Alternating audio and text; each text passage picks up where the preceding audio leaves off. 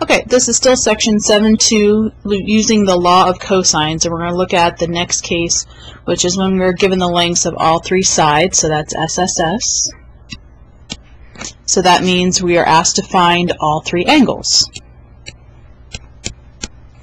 And to do this, we're going to find the largest angle first using the law of cosines. And then to finish, to find the other two angles, we can either use the law of sines, which is usually the easier one, or we can use the law of cosines. They will both get us the answers. Now, why do we find the largest angle first? Well, based on the domain and the range of the law of sines, or sine inverse, this is never going to produce an obtuse angle.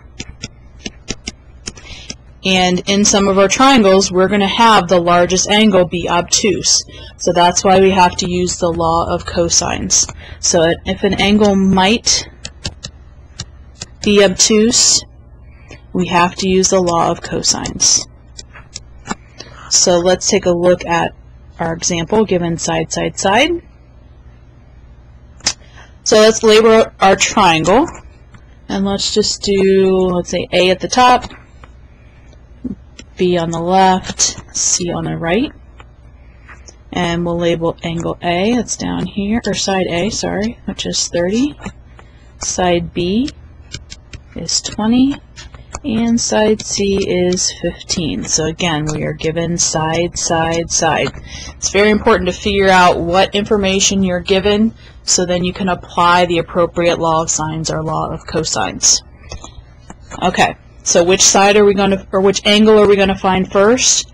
Well, we're going to find angle A because it is across from the largest side. So let's do that.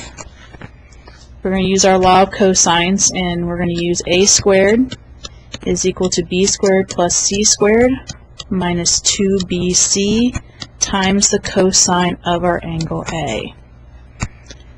Substitute in.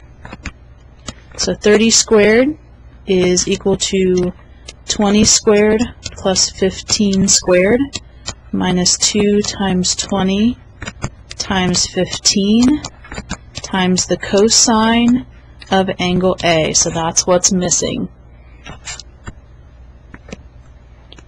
Okay, so we have 900 is equal to 400 plus 225 minus 600 times the cosine of angle A.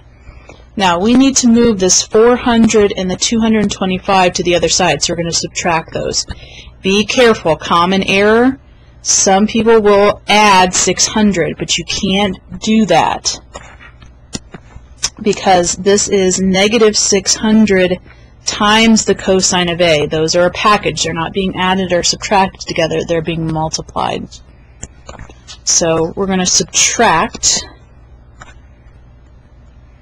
625 from both sides. So that's 400 and 225. So we end up with 275 is equal to negative 600 times the cosine of angle A.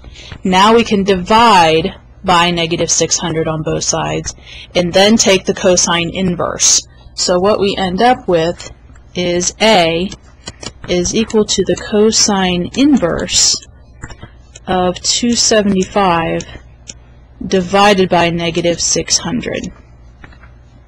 And when you plug that into your calculator, again, make sure you are in degree mode, and we end up with angle A as being 117.3 degrees. And in fact, A happens to be an obtuse angle. So it was good that we used the law of cosines to find that information.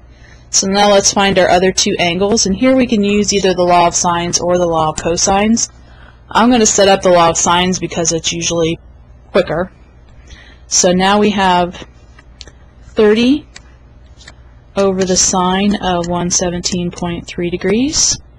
That's going to equal our ratios of B, so that's 20 over the sine of angle B, equals 15 over the sine of angle C.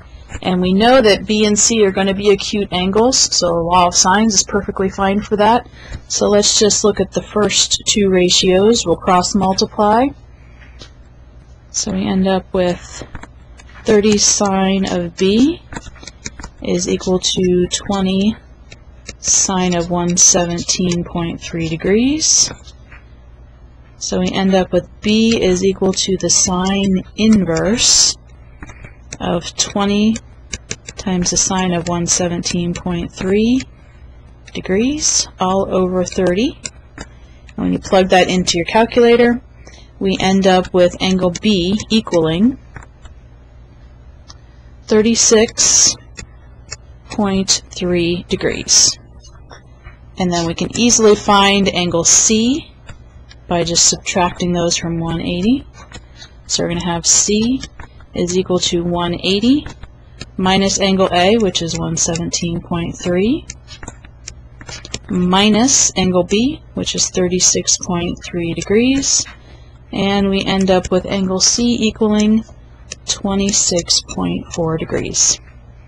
And there we have all three missing angles.